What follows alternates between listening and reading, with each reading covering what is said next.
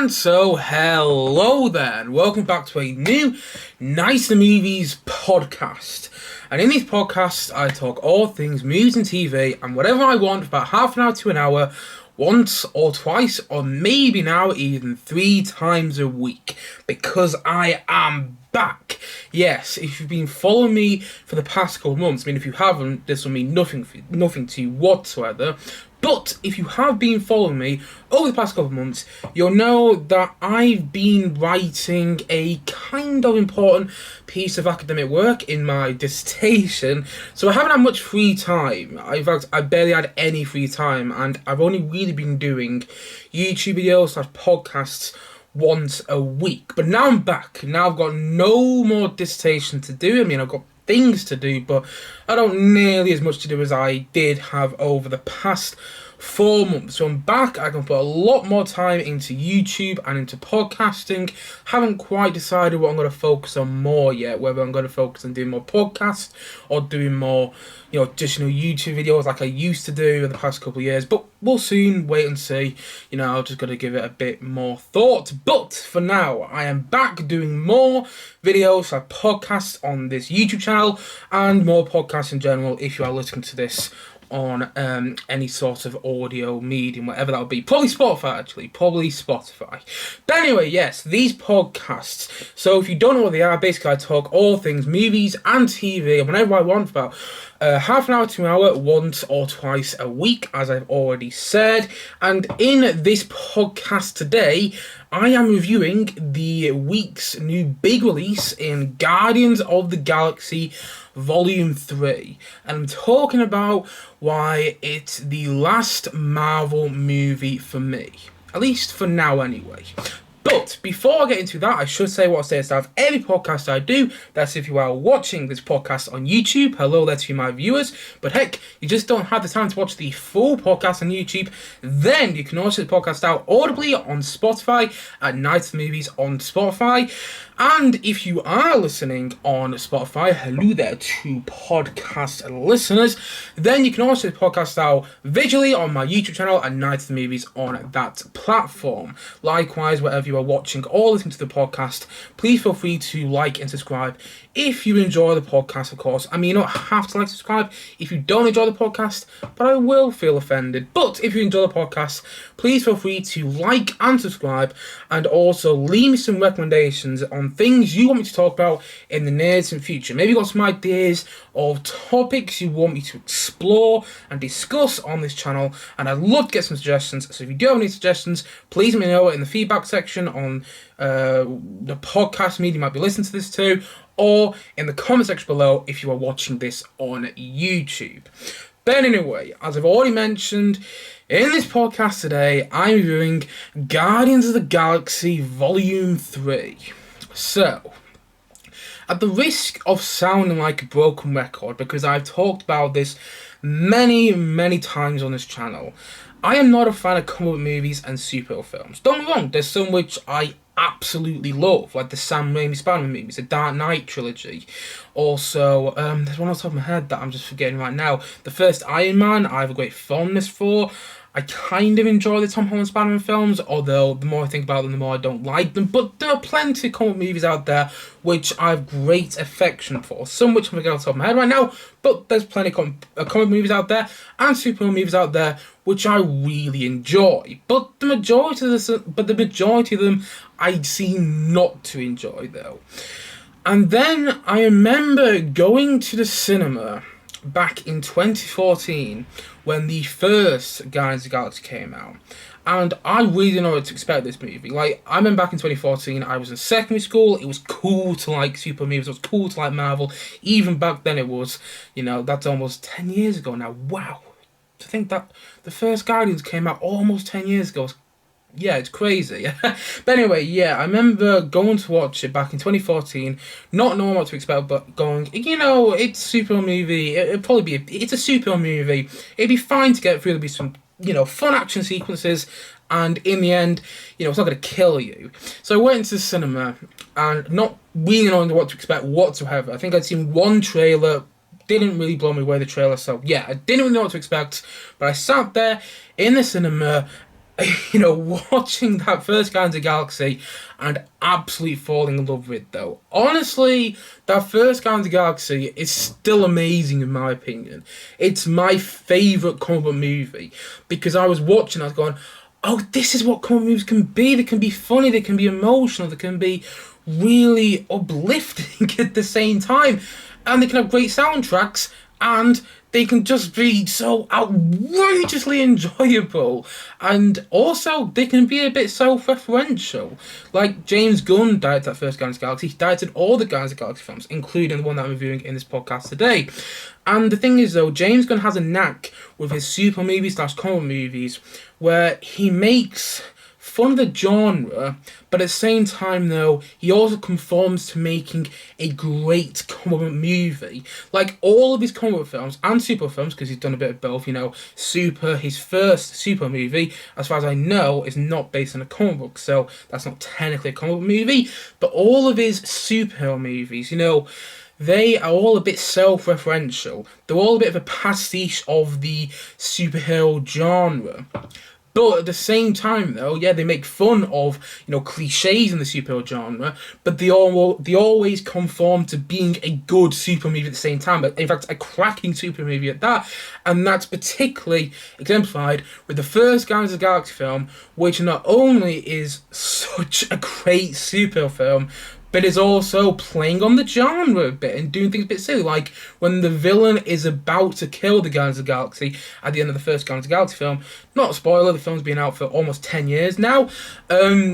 Peter Quill, played by Chris Pratt, just breaks out into a dance, and it's like, that's brilliant, that's something I never expected to see in a super movie, and James Gunn did it, and you know what, he blew me away with that first film. And then Guardians of the Galaxy 2 came out in 2017, and although I don't like Guardians of the Galaxy 2 as much as I like the first film, it's still great in my opinion. It's still got a lot of really good emotional moments. In fact, they're actually part of the second Guardians of the Galaxy film, which I prefer over the first film. I still prefer the first film massively overall, but there are parts which are actually quite emotional. I like the pacing of the second film. I like how everything kind of slows down. We just spend time with the Guardians. We get to know them. Because in the first Guardians of the Galaxy film, they're all coming together to save the galaxy. In the second one, we get to know them. We get to know what life's like for the Guardians of the Galaxy, living together, these group of misfits. And I really liked that about the second one. Also, I thought Kurt Russell as Ego, the big bad villain in that film, was great, and also got a great soundtrack. And a fun cameo by David Hasselhoff, which, if you watched the first Guardians of the Galaxy film, that's kind of, it's an tongue-in-cheek joke, that's what I'm trying to say. It's a tongue-in-cheek joke, which I think worked really well.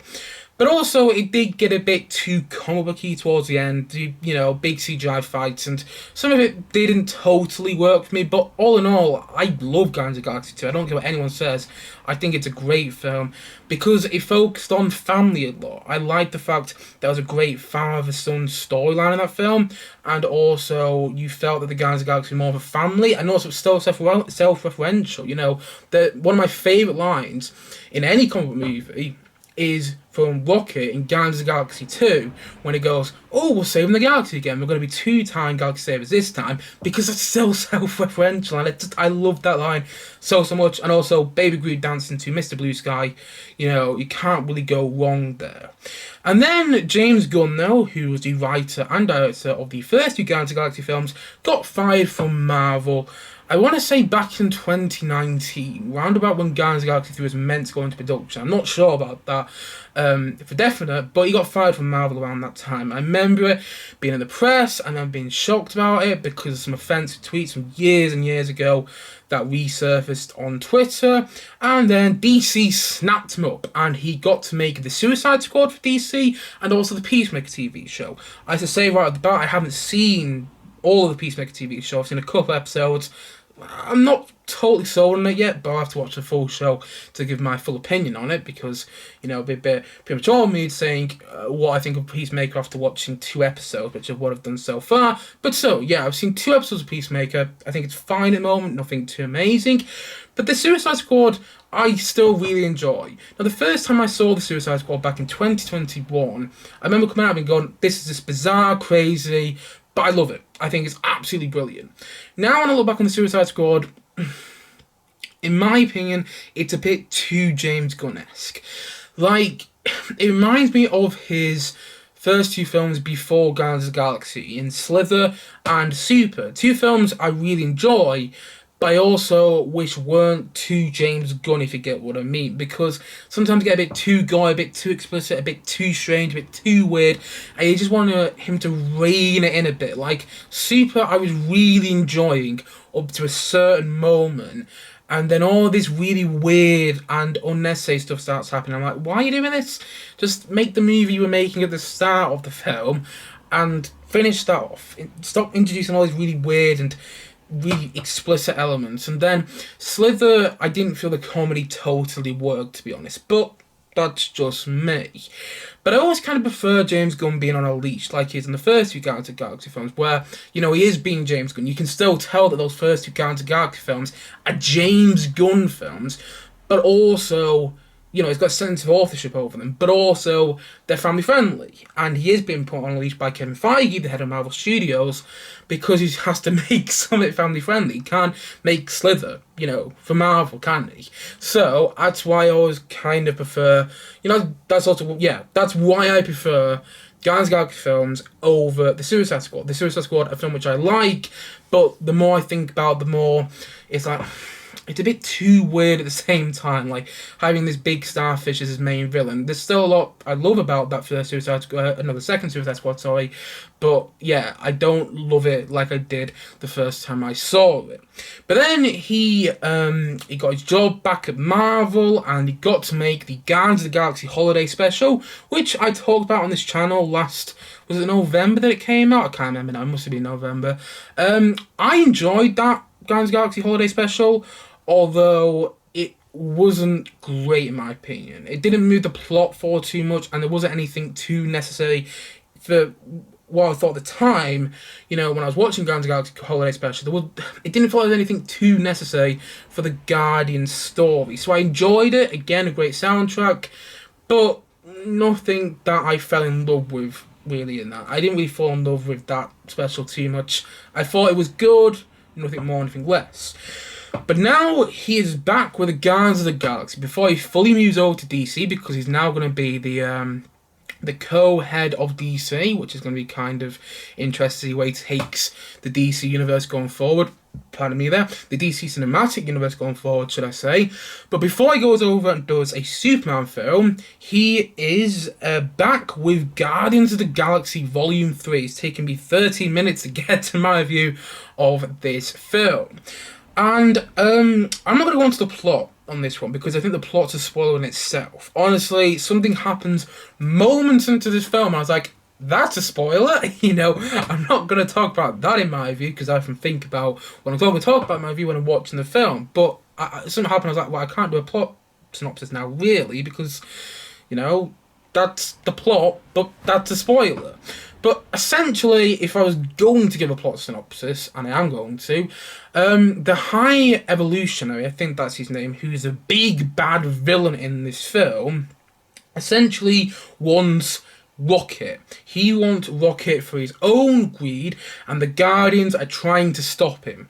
But things get complicated when Rocket's backstory gets revealed throughout the film. And that's where I'm going to leave the plot synopsis, because there's a lot more to the film, but I don't want to go into it because there's a non-spoiler review. This is non-spoiler, I'm not talking about any spoilers in this review of Guardians of the Galaxy Volume 3. And I liked this film, but I did not love it. And I hate to say that I do, because, like I said before, the first Guardians of the Galaxy is my favourite superhero movie of all time. It is. Like, it's up there with Spider-Man 2 for me, Batman Begins, / The Dark Knight, and also, there's another movie up there for me which I absolutely love. But yeah, the first Guardians of the Galaxy is my favourite super movie of all time. And the second one I also love dearly as well. But I didn't love this film. And maybe that's because my expectations were too high. But at the same time, though, it felt overblown in parts, it felt baggy in parts, and it felt like James Gunn was let off his leash, which he was on for the first two Guardians of the Galaxy films. I love the first two Guardians of the Galaxy films because, yes, they feel like James Gunn films. So if you can hear bikes outside, by the way. But yes, they feel like James Gunn films. They have a sense of authorship over them, but also they are family friendly. And not to say this film isn't family friendly, but it's a lot more James Gunn than the previous two Guardians of the Galaxy films. Like, the moments where wow, that's like something out of Slither. This film's only, what, 12? I don't even know if it's 12. It might be PG, you know, whatever. You get the point I'm making. It's a bit too James Gunn in parts. And also, the parts of the film, it felt like they were making it as it went along. Like, they didn't really know where they were going in certain moments. And apparently James Gunn has had this script since 2018, 2019, when he was meant to go into production, originally on Guardians of the Galaxy 3. And it almost feels like maybe he's worked in a bit too much. I don't know, maybe. But at the same time, though, part of it feels like he doesn't really know where it's going. It feels a bit messy in parts, and there was a lot to admire the film. I'm not saying I dislike it. I'm not saying that. It's definitely Marvel's best film for a very, very long while, at least in my opinion anyway, because it's got a lot of great emotional moments. It's got comedy which worked. The characters really shine in this film, like all the Guardians of the Galaxy, whether it's Gamora, Star-Lord, Drax, Rocket, Groot, Nebula, what's the other one I'm forgetting? What's her name? Mantis. Yeah, Mantis, she shined in the film. Also Cosmo, the dog, which we first met in the Guardians of the Galaxy Holiday Special. And by the way, I should say here, just in case you haven't seen the Guardians of the Galaxy Holiday Special, because it is on Disney Plus, it's a Disney Plus exclusive, again, so you can hear bike outside. If you haven't seen the Guardians of the Galaxy Holiday Special, don't worry, you don't need to for this film. There's nothing too essential in the Guardians of the Galaxy Holiday Special that isn't explained in this film, you know. So that's not essential viewing, and that's a bit of a criticism, to be honest, because I kind of thought it would be, and James Gunn said it would be when it was on Twitter, but still, nonetheless, you know, you get all these characters, and they're all great in the film. All the Guardians of the Galaxy have their moments to shine, and they're just absolutely wonderful to watch. I missed these characters, I did, because I know they've been in the Avengers films, and I know they're in Thor: Love and Thunder, but they weren't, you know, they weren't always present in those films, and I don't think they're used to the best of their ability in those films either. Like, they're in Thor: Love and Thunder for about 2 minutes, and in the Avengers films, well, I don't know, they felt a bit like they were sidelined, but that's just my opinion. But anyway, yeah, I love seeing all these characters back together. I like there was another Guardians of the Galaxy film. You know, it felt like they were just having fun making this film as well. And also the soundtrack is great once again. Probably my least favourite soundtrack of all 3 Guardians of the Galaxy films, but it's still a very good soundtrack at that. You know, I loved that it introduced the film's introduced by a Radiohead song, and a very interesting Radiohead song at that. If you've seen the film, you know what I mean. Also, I loved the song at the end. That's, well, I loved the song just before the credits. That's what I'm going to say there. If you've seen the film, you know what I mean. And also, there's a great Beastie Boys song in there, which I forgot the name off the top of my head. Is it No Sleep for Brooklyn? It might be that. But anyway, yeah, it's got a lot of great songs, great soundtrack, a lot of fun surprises, a lot of fun cameos, some from the Suicide Squad. So, James Gunn, you know, bringing over actors he previously worked on projects, which I'm fine with, by the way, because it was kind of nice to see the likes of Nathan Fillion in there, which isn't a spoiler, by the way, because he was at the premiere, he's been filming the trailers and stuff like that. Also, it's got some great visuals, and I thought the opening of the film was fantastic, and I thought the end of the film was amazing. I was almost in tears by the end, and there was many moments in the film that I was almost in tears, and there's also many moments in the film that I was laughing quite a lot. But that's the problem. Tonally and pacing-wise, the film is all over the show. It's all over the place. It's all over the shop. You know, it's all over the place, tonally and pacing-wise. Because, you know, tonally, you get these seeds which are really emotional, diving into what gets past. And you're sitting there going, wow, I never expected to see this in a Marvel movie, or in a superhero movie, let alone. But we're going into it, and wow, it's really dark, but really, really good. And then you get thrown into this comedic scene though with Star-Lord or with Drax, and it's like, it's a bit inconsistent. You're throwing from side to side there, and I'm not really sure how I'm meant to feel sometimes. Am I meant to feel happy? Am I meant to be, laughing with tears of joy? Am I meant to be crying with tears of sadness? I'm not sure sometimes, just because of the way it's being thrown about, and I don't know. I think tonally it was inconsistent in parts, particularly in the middle. There's a whole section in the middle of the film which is just plain weird. I understand why it was there, but it was just strange. And again, that was another part which felt too James Gunn. I would have preferred it if James Gunn was put on a leash with this film. Like, if he had Kevin Feige, the head of Marvel Studios, tapping on the shoulder saying, don't include that because that's a bit too strange. And it feels like Kevin Feige has let his filmmakers off the leashes with his latest films. Like, that's what's happening. That's the problem with Marvel at the moment. It's got no sense of direction because he's letting all these creators come in and do whatever they want. It happened with Thor and Thunder, and even so, I didn't hate Thor and Thunder. In fact, quite a lot of parts of Thor and Thunder I liked. It was too Taika Waititi. Doctor Strange's Multiverse of Madness was too Sam Raimi. It was too Evil Dead Sam Raimi. Eternals felt too Chloe Zhao. I'm not saying these filmmakers are bad. Chloe Zhao made Nomadland, great film. Taika Waititi, I'm not a huge fan of all of his work, but Hunt for the World of People and What We Do in the Shadows, which he co-directed, are both great films. And Sam Raimi's Evil Dead trilogy and Sam Raimi's Spider-Man films, even Spider-Man 3, are all great in my opinion. And James Gunn is a great comic book filmmaker when he's on a leash and he's being family friendly. And not to say he's not being family friendly in this film, like what he said, but it feels like he's being let off his leash. It feels like Kevin Feige, because they're releasing how many Marvel projects a year now? It's crazy. It's insane. Because he is doing so much, he leaves filmmakers to do whatever they want, and it feels like he left James Gunn to do whatever he wanted with this film. In fact, it did feel like Kevin Feige watched the Suicide Squad and went, James, make me one of them. Make me a Marvel version of the Suicide Squad. Because it reminded me of the Suicide Squad, and not always in the best way. Again, like I said before, the Suicide Squad is a film I enjoy still, but it's a bit too James Gunn. I do like it when James Gunn reins it in, makes it a bit more family friendly, and does it go too strange and too weird. Just, lay it down a bit, James. Just, I understand what you're trying to do, but I'm not sure if it's totally working, if I'm being honest.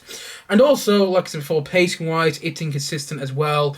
There are moments where songs are used, and you're thinking you're about to be thrown into this, sort of action sequence, and you're not. The song just kind of cuts out.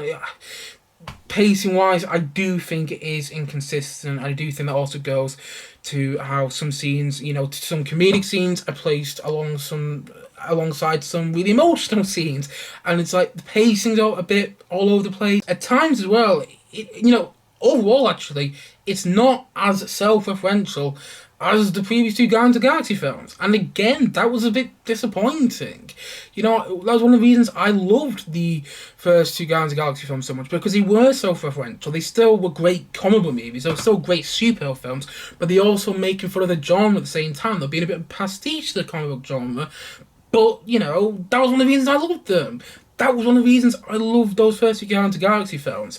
And this one isn't as self-referential. I understand why, and it is so self-referential in some parts. Like, there's one scene where it's about to get quite emotional and there's some big action starts happening, and that was quite funny, but it wasn't as self-referential as I expected from James Gunn, which was, again, a bit of a disappointment. In fact, if I'm being honest, it was quite a big disappointment not to have that self-reflexivity that you had in James Gunn's previous comic movies. Not just the Guardians of the Galaxy films, but also Super and also the Suicide Squad. And the film feels messy in parts, and it's overblown. The big action set pieces with a lot of CGI that at times, and I hate to say this, but at times reminded me of Ant-Man and the Wasp: Quantumania, which really doesn't have any authorship whatsoever, and kind of goes against well, the point that I was making before about, certain filmmakers coming into Marvel now with this so-called Phase 4 and Phase 5. I think the phases are kind of pointless, to be honest. But, coming in Phase 4 and Phase 5 and letting themselves go, being let off the leash. I don't think that was the case with Ant-Man and the Wasp: Quantumania. In fact, I think because of the criticisms of Marvel Phase 4, that's the way that's the way Quantumania turned out. That's the way, I don't even make it sense, but because of all the criticisms that Phase 4 had, that's resulted in Ant-Man and the Wasp: Quantumania feeling like it was coming from about 40 different filmmakers. It didn't feel like one vision whatsoever.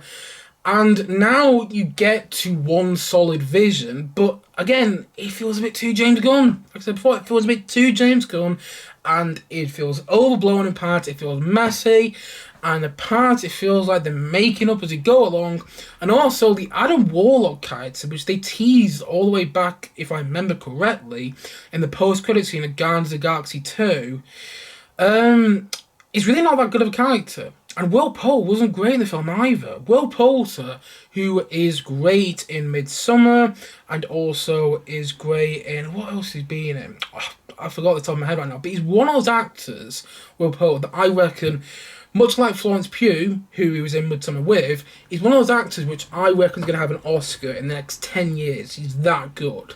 But I honestly felt like his talent was wasted in this film as well. He plays a character who doesn't really have an arc, and also he plays it as if it's a bit of a joke. I didn't really like that either, because I was under the impression, like, I heard a lot of comic book nerds that I follow online, bigging up the Adam Warlock character, saying he's going to be this epic villain, and he wasn't really. He has a couple of funny moments and a couple of good moments, and, he's necessary to the plot. He's not unnecessary, but I wasn't sold on that character completely.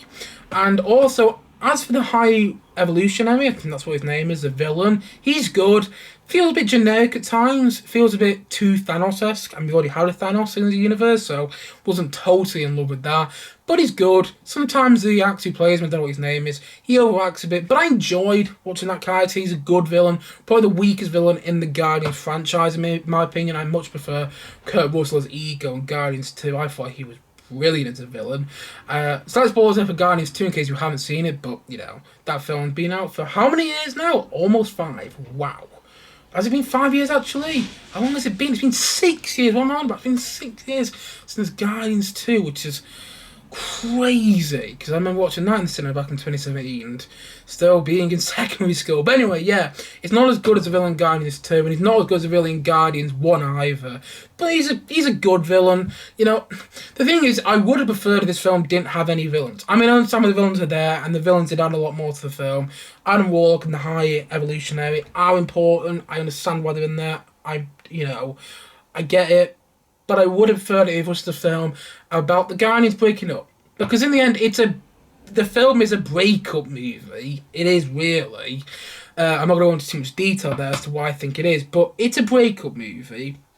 But I would have preferred it if it was more about them and didn't focus on the High Evolutionary so much. Because I think that's why it felt messy. Because it's trying to do so much. And not to go into too much detail, but I would prefer it if the High Evolutionary stayed in their flashbacks. That's all I'm saying. At least for now. At least in my non-spoiler review. Pardon me there.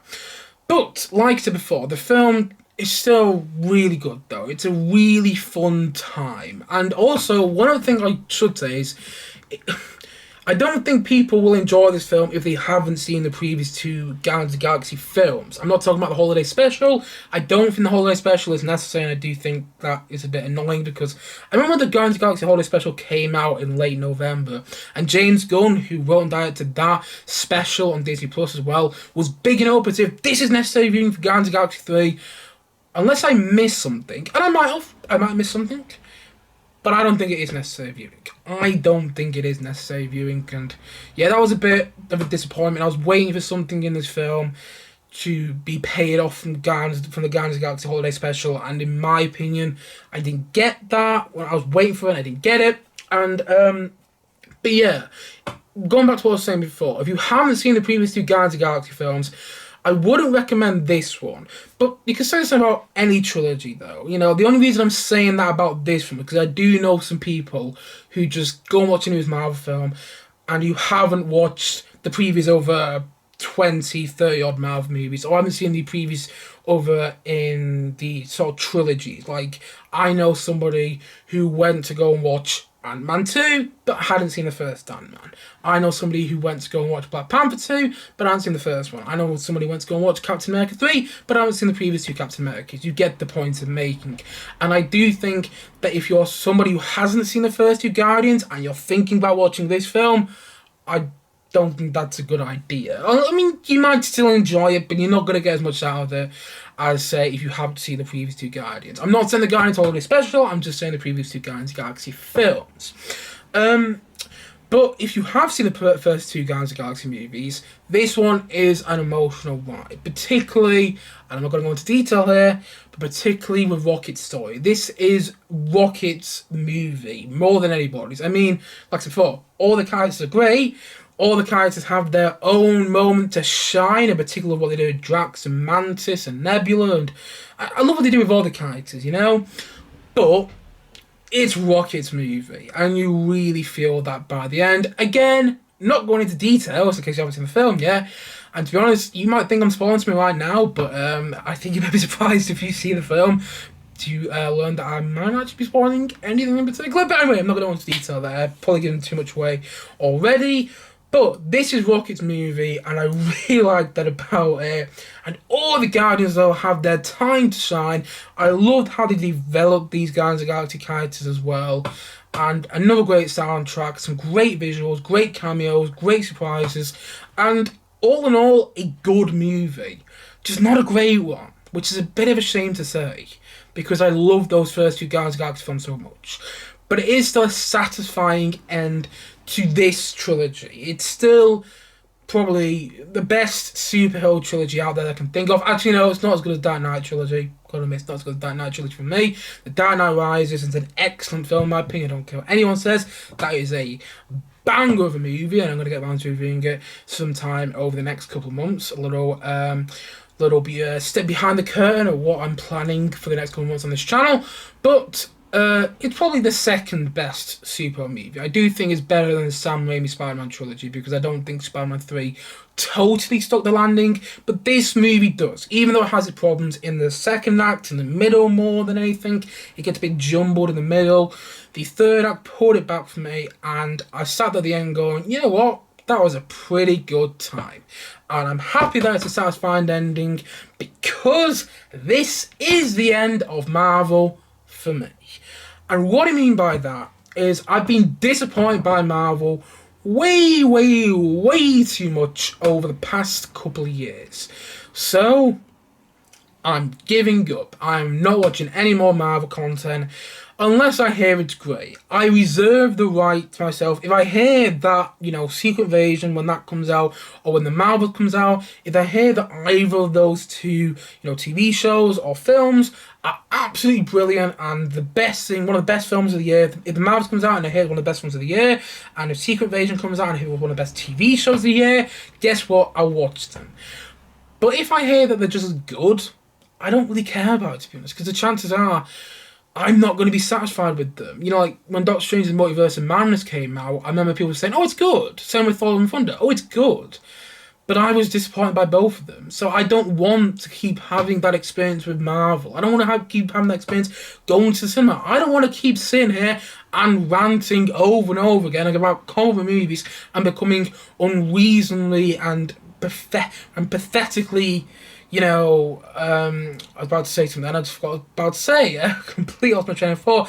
I don't want to become pathetically predictable. That's what I was trying to say there. I don't want to become pathetically predictable. You know, I'm still going to talk about comic movies on the channel, I'm still going to review some of the other comic movies, the non-Marvel comic book films, like when The Flash comes out, I'm still going to review that. When Blue Beetle comes out, I'm still going to review that. When, what's the other one coming out? Aquaman 2 comes out, still going to review that because they're DC films. When Joker 2 comes out, that's a DC film, I'm going to review that. I'm still going to review non-Marvel movies. But as for Marvel movies, unless I hear they're great, unless I hear they're absolutely brilliant, I really don't care about them anymore. This is the end of Marvel for me, and it's a good end. Guardians of the Galaxy 3, although not great in my opinion, is good, and it's a good end for me to finish on. I'd rather finish on a good note than finish on a note which really makes me angry. Like, I'm so happy that I'm finishing with this Marvel movie instead of Ant-Man and the Wasp: Quantumania, which just made me angry. That's a film which made me angry that it exists, What's this film? I'm happy that it exists. I'm happy James Gunn got to finish his Guardians of the Galaxy trilogy, which almost didn't happen. And so, yes, that is why I'm giving up on Marvel. And I'm not giving up on Marvel as well because, I'm not giving up on Marvel because of the Marvels, which is coming out in a couple of months' time.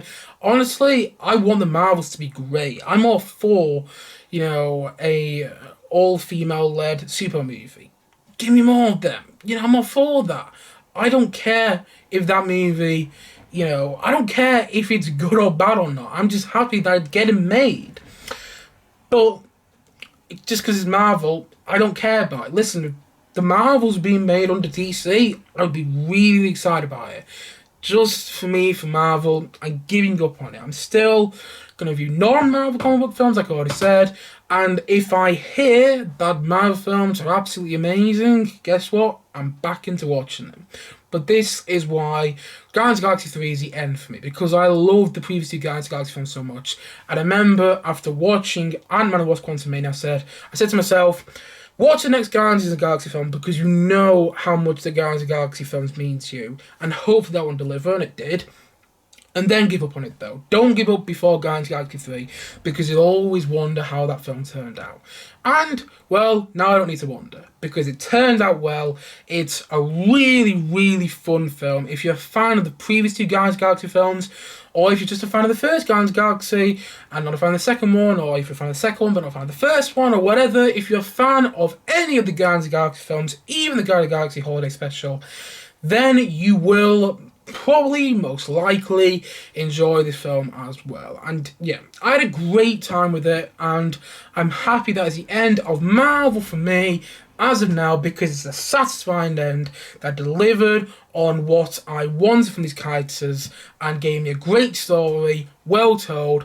I just wish it was more tonally consistent, pacing wise more consistent as well, and wasn't as messy, and was more polished up as well. But, it's an entertaining time, and if you want to go to cinema and have a good time, I recommend Guardians of the Galaxy 3, especially if you're a fan of the previous Guardians of the Galaxy films. And so, all in all, I'm going to say that Guardians of the Galaxy Volume 3, I'm going to say it's a 7.5 out of 10. Honestly, I enjoyed this film. I know I have problems with it, but, focus on the positives.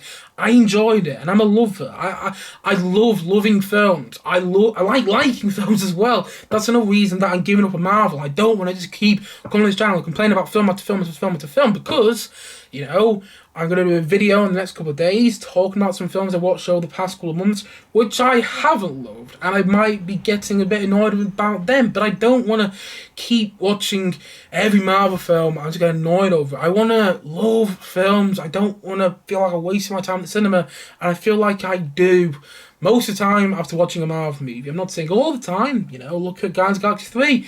I thought Black Panther Wakanda Forever had a lot of merit, but, the majority of Marvel movies I haven't loved though. So yeah, that's why I'm giving up with Marvel. Just clarifying my thoughts once again. In case I do come back to Marvel in the future, I don't want anyone coming at me saying, you say you're going to give up on Marvel. Like, yeah, if you watch that video, actually, you know what I was saying.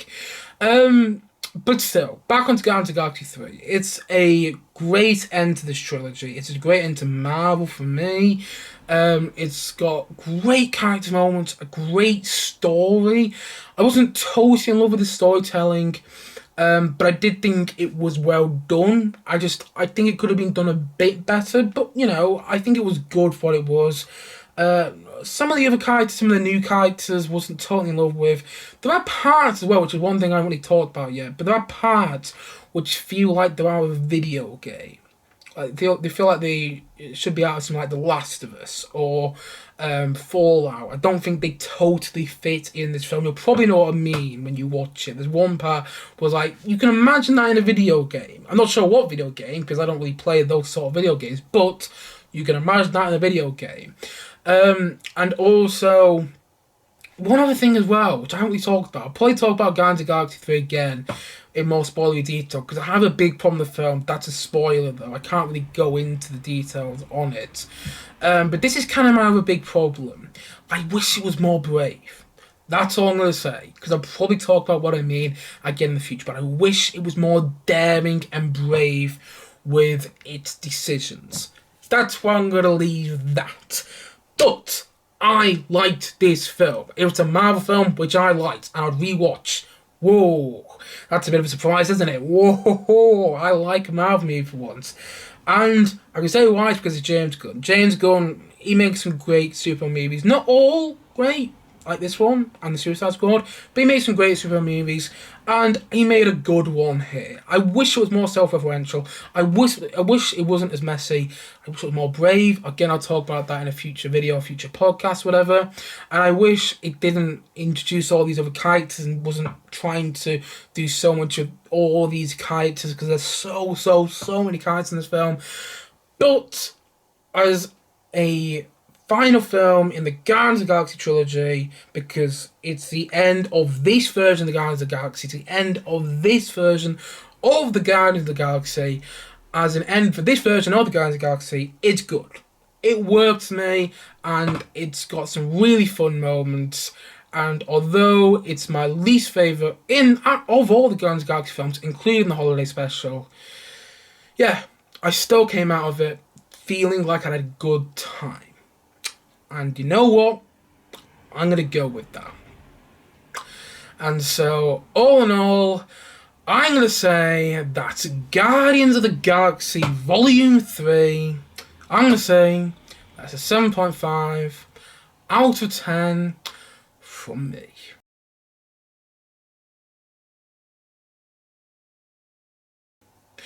Anyway, guys, that's it for the podcast today. Hopefully you enjoyed this podcast. And also, if you enjoyed Guardians of the Galaxy Volume 3, let me know in the comment section below. But if you did enjoy it, let me know as well. I'd love to hear your thoughts on the film and also on this review in the comment section below. And also, if you haven't yet, please click down below and like, subscribe on this video. Pardon me there, or on this podcast, and look forward to many more both videos and podcasts coming very soon on this channel. Now I have more free time, I can spend more time focusing my attention on this channel and whatnot. So look forward to many more podcasts coming very soon, and I mean very soon, on this channel. But until then, thank you as always for watching, and I suppose I'll see you guys again soon. But bye for now. Bye.